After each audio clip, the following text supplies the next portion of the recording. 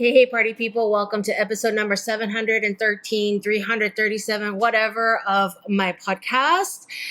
Today I'm starting with the rant of the day because it will lead into the Q&A. And today's rant is based off of this category of comments because I get this kind of comment all the time. It is people who ask me, Zoe, I'm applying to fashion school and I don't know what kind of portfolio to put together, and can you help me? And this rant is not towards those people who comment. Okay. My rant, my anger, my irritation, my annoyance, whatever you want to call it, is geared towards the schools who put very vague, unhelpful portfolio requirements, portfolio suggestions, non-existent portfolio help on their websites. Listen, fashion school is so expensive. You want me to pay what to go to your school, and you can't even help me by saying this is the kind of portfolio you're looking for. And so I don't even blame the people who who contact me and are like, Zoe, I don't know what to do. It's like, yeah, these people are so desperate. They're just randomly leaving a YouTube comment on the video of an internet stranger because they are not getting the help. Because I've looked at a bunch of these fashion school websites. I'm not going to name any names. I bet you know who you are. Your portfolios are vague. And so what am I supposed to think about your school? Okay, as a student trying to pick a school, trying to pick where I'm going to drop $100,000, like, what am I supposed to think about your school? That when I get to the classroom, your teachers and the instruction you give will also be vague and unhelpful? Are your teachers also going to be like, well, I need a design project from you and it's due March 15. Now go. Is that the kind of instruction that I'm supposed to expect at your school? Is that the way you work your admissions process? Is that a reflection on the kind of quality instruction I can expect at your very expensive institution? Students, listen to me very carefully, okay? Looking for a school is like a job interview.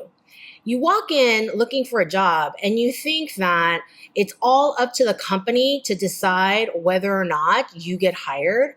But the person getting interviewed, the person looking for the job, you are also interviewing the company. You can also ask questions about the company and suss out whether you're going to be treated well, paid fairly, if it's going to be a toxic work environment. And just the same, you're a student and you are dealing with the administration while trying to figure out if you want to go to school there. If they treat you like crap, don't go to school there. Don't give them your money. You don't think for a second that only in the beginning when you start school is going to be the only time you have to deal with administration. Okay? You're going to have to deal with them all the years that you go to school, dealing with tuition, paperwork, working with counselors to make sure you have all the credits in order to graduate for your major. Just more headaches than you could predict. Okay? Always depends on case by case. But students, keep in mind, you are also, while you're talking to people, while you're talking to admissions people, while you're going through their website, you are interviewing them as well. You are going to see if the school is worth your time. Remember, students, I want you to remember one thing. You are the customer, student. And the company, the school, wants your money.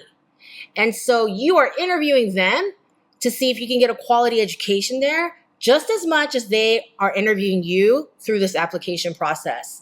And you guys need to come to a mutual agreement that you will be good for each other. Okay, this is not just like, please, sir, look at my beautiful work and accept me. No, that's not how that works. Schools need to get it together. Listen, if you're a school and you're watching this and you need some guidance on how to overhaul your admissions process, call me, okay? Schools, if you have a super vague, generic, like one tiny little paragraph description of the portfolio you want from your students, potential students, y'all ought to be ashamed of yourselves and do a review of your website.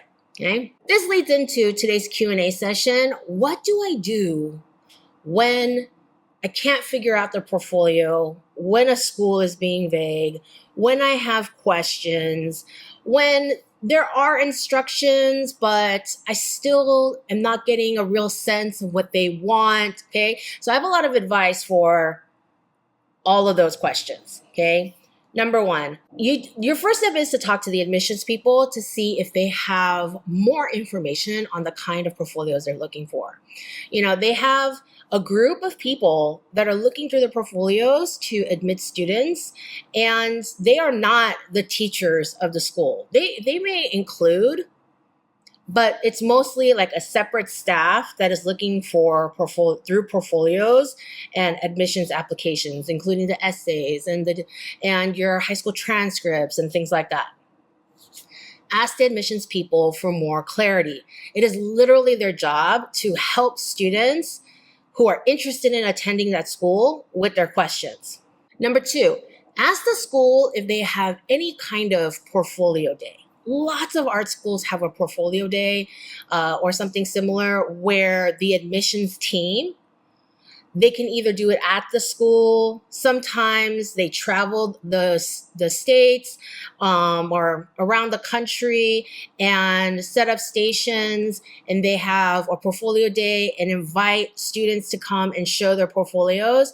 And this is not the official assessment for application to the school. It's like you bring in your portfolio, you show it to a member of the admissions team, and they give you guidance on, we're looking for more of this, we want to see more of this, like this looks great, but can you expand on this? Like they'll give you some advice on how to make your portfolio better for their particular school. Okay, I want to remind you that every single school has different admission standards and qualifications. So one school's portfolio day advice does not necessarily apply to portfolios that you submit elsewhere, okay, just for that school. So go look on the website or Google, Parsons Portfolio Day and see what comes up. Another thing you can do is Google around to see if anyone had created a video or a blog post about the portfolio they created to get accepted at a school. A few years ago, I realized there's a trend on YouTube where people post these videos called My Portfolio Got into FIT. And in the video, they show off the portfolio like, this is what they asked for, this is what I did, and I got accepted. And they do this for a variety of schools. So these posts are out there, so go Googling around. If there's someone in your world, friend of a friend, who also got accepted into any of these schools, you might want to take them out for lunch and ask them a few questions. Don't expect a freebie. Be nice and be like, can I take you out for noodles and ask you a few questions about your experience at such and such school? I'm really interested, that sort of thing. Another thing you can do, which is a little bit more involved, but if you're really serious about a school and attending that specific school, you might ask if the school has a summer of art program. Now, a lot of the time, these summer of art programs are kind of more geared towards high school students. They're like sort of like high school level students taught by that university's teachers, so that the student has kind of like a art school experience, kind of getting their feet wet, and then you can learn kind of about the school and what they're looking for, what their standards are, how their classes are run, meet a couple of teachers that already teach there. And you can talk to the teachers and be like, next year or so, I would really love to apply to this school, and kind of start that conversation, because I'm sure there are a lot of students at these summer programs who want to eventually go to that school full time. But that can give you a sort of experience. And you know what? You might find that you hate it. You might find that the experience there was terrible. You paid the summer's tuition, but you saved yourself 4 years tuition because you had that experience, and you're like. Another thing you can do is look up some schools that actually have proper portfolio requirements. And maybe those schools are not on your list, but they're giving their students some kind of portfolio guidance. So maybe you can apply that guidance to your own portfolio for another school. See what I'm saying? I pulled up some tabs here. I looked up Parsons, and Parsons, they have an admissions and aid section, a how to apply section, and within that they have a whole page called portfolio help. And there's a whole video, undergraduate portfolio requirements, a whole list of what they require, bullet points on what they're looking for. And then they have a thing called the Parsons Challenge, which is part of the portfolio you have to submit for Parsons. So of course, if you're not applying to Parsons, you don't want to do the Parsons Challenge. But the other stuff, like the advice they give on a kind of portfolio to put together for an art school, can be guidance for you. And they have a whole section on the importance of self-expression, questions you can ask yourself while you're creating your work, a section on process, observational work is not required. It's a long page on how to edit and curate your work and documentation and all these reminders, notes for transfer students. This is the proper information page.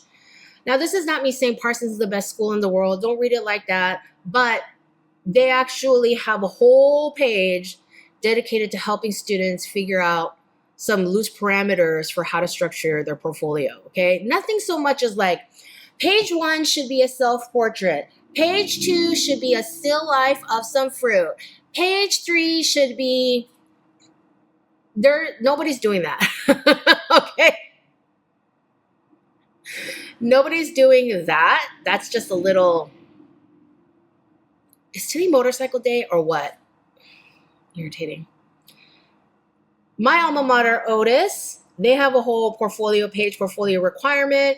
They have different requirements for foundation students, open portfolio versus structured portfolio, and then transfer applicants, a section called projects to get started on building a series, tips and recommendations. Wow, this section's big. Glossary of terms, big section. And then video resources for technical skill improvement. And these are videos from Otis faculty that they have created that you can study.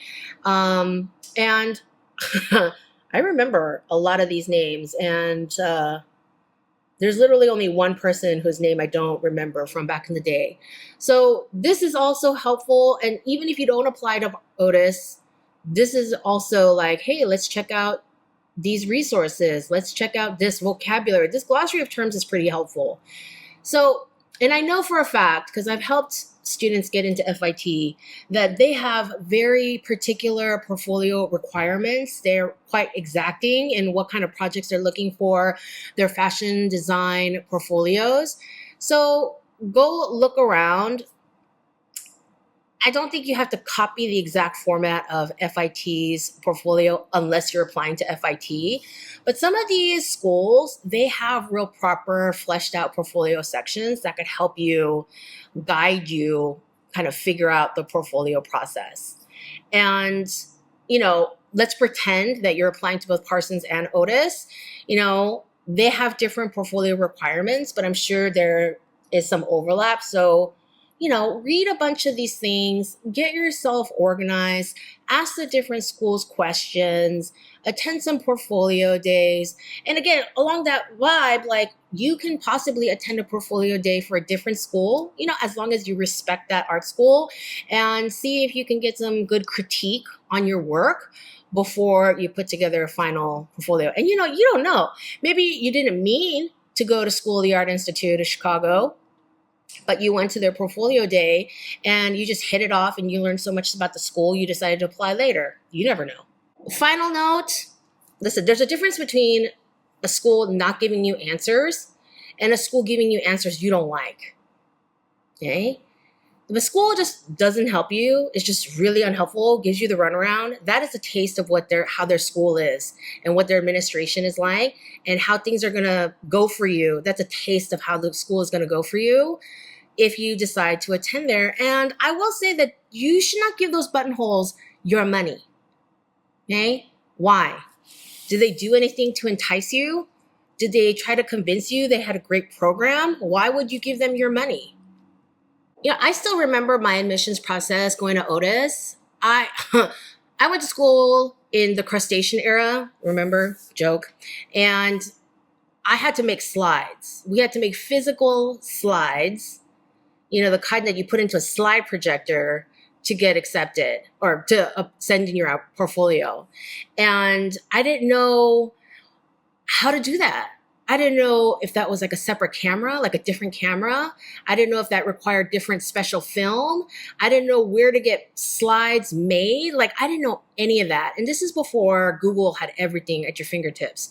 Like, when I was in high school, internet was a thing for sure, but it was not a common thing, and not everyone had websites. And when you were, telling someone a website address, you started off by saying HTTP // dot whatever the website address was .com / like backsplash. I've been watching too many home decor TikToks, but that was the internet. That was the wild west of the internet days. Okay, I couldn't just Google like how to make slides, and so I had to contact the school and be like, "Hi, what you mean slides?" But they were really nice. I remember my admissions counselor, shout out Tim Ford, he remembered me and he greeted me at the early registration day. And then when I graduated, he came up to me and he was like, "Hey, I remember you. You were my first and still my only student from Alaska." Those are the perks of going to a small school. My school was like 900 students, 900 undergrads. Okay? But yeah, like I have a ton of fashion school advice videos. I'll put the playlist in the description box below. But yeah, those are some of my tips for how to figure out your portfolio when the school doesn't have a ton of information themselves on their website. Today's story time is another nostalgia binge from when I was 22, 23, when I was a baby designer working in LA. And I used to work at this office at the Cooper Building. Shout out if anybody knows what building I'm talking about. If you've worked in the garment district in LA for any amount of time, you know what the Cooper Building is. Had a lot of design studios back in the day. I don't really know what it's being used for now since I haven't been in that area in such a long time. Like, I go to the Calmar for textile shows sometimes, but I haven't been inside the Cooper Building in a minute. But back then, BB was there. Do y'all remember BB? Some people called it Bebe, and I hated that. Like, who called Bebe? No. It was BB, and it was a weird brand. They couldn't decide whether they were business casual or club wear for daytime. But all the pattern makers smoke like chimneys. And back then I did too. And so I would take my smoke breaks with the BB pattern makers where they would talk smack about their company. And, they're not around anymore. So this is less scandalous, but it was a riot.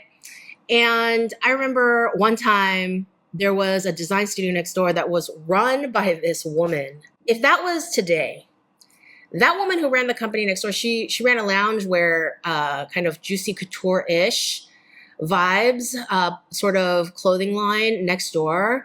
And she would have been perfect for like Real Housewives of Beverly Hills. I don't actually know if she was married, but she had that like, I'm super hot older woman and I have money and I have this beautiful Porsche and I have this little dog, like just this like Real Housewives vibes, right? And I really liked her. I thought she was really cool because she was like double my age and she was just such a boss and she just did whatever she wanted. And she was really brave about stuff. And she's like, yeah, I'm just going to do it. And that whole attitude was so great. And I really liked that. And I really enjoyed her company. And she and my boss were friendly. And so we would visit each other's studios every once in a while. And I remember one day she came running over and she's like, have you all seen the Paris Hilton tape?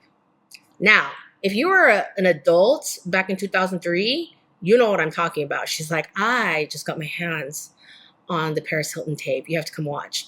Now, I realize now, as a 43-year-old woman, I realize now that was like, that should probably have been like an HR case, watching that kind of tape at work. But it didn't even occur to us because we were just friends. And it was just like these two tiny design studios. So forgive me, but like, yeah, so we ran over there to watch it, and it was wild. We watched it. We were all, and this was before these kinds of tapes were so like passe. Like back then, it was actual scandal, and we were just so like, I've never watched another one after that. Like, you hear about this celebrity having this tape and that. I could never watch one after that because I was so like, how did we get here? Oh, right. I was telling a story of working at that place. I remember. So listen, when you have a small studio like that and you have to get your scissors sharpened, because you should be getting your scissors sharpened regularly in an active cutting studio, you cannot get your scissors sharpened during the day because you're wasting a day. The cutters are there without scissors. Okay. How dare you? That's such a waste of money. And so my boss wanted to wait to get the scissors sharpened and after the cutters went home. And I stayed later anyway. Like, I was a design assistant. Of course, I stayed as late as my boss almost every single night, right? And she wanted to go get the scissors sharpened. So I had this like muslin wrap, and we're gently putting all the scissors in there, and we're like bundling it like a baby. And she's looking outside and she's like, look, it's dusk. The sun is setting. We're in downtown LA. It was not the safest. Like, now that I think about my old design job stories, it's like I was in a lot of not great, not safe situations that I didn't even blink at. But I think that's like working when you're young.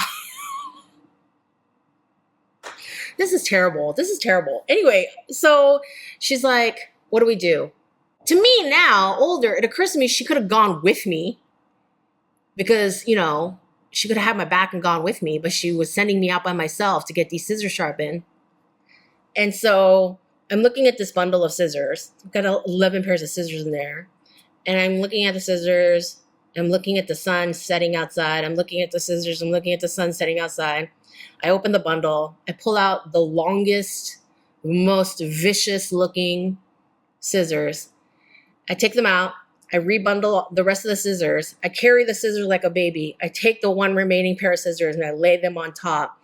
I'm sure I look like a crazy person with a baby and a giant pair of scissors. I don't care. Because when you're walking down the streets of downtown LA at dusk, you kind of want to look like a nuts person that people want to avoid, So that was fine by me. So I went out there to get my scissors sharpened like that. And I came back like that after they were sharpened too. Yeah.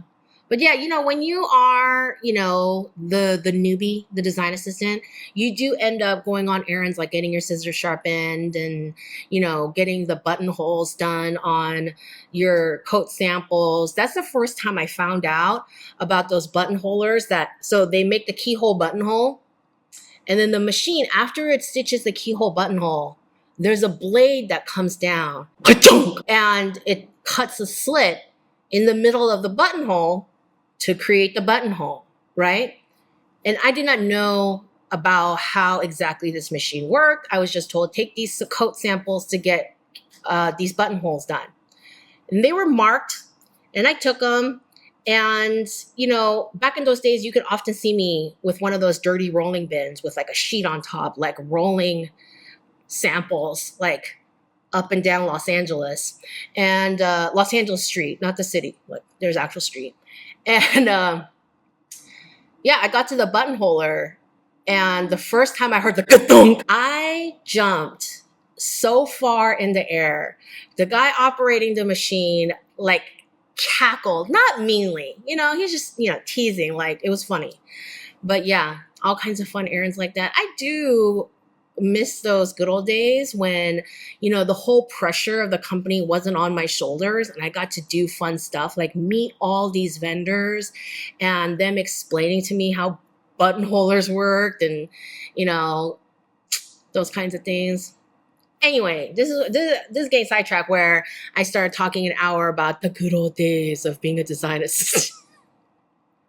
Trust me, there are sucky moments too, but the good times were the good times, and sometimes it's nice to think about those things. Anyway, as usual, if you have any questions that you want to ask me to answer in a future podcast episode, drop them below. And please share, subscribe, like, all the ways you show me love. Don't forget to join my new pattern making class on Patreon at patreon.com/Zoe Hong. And I will see you in the next video.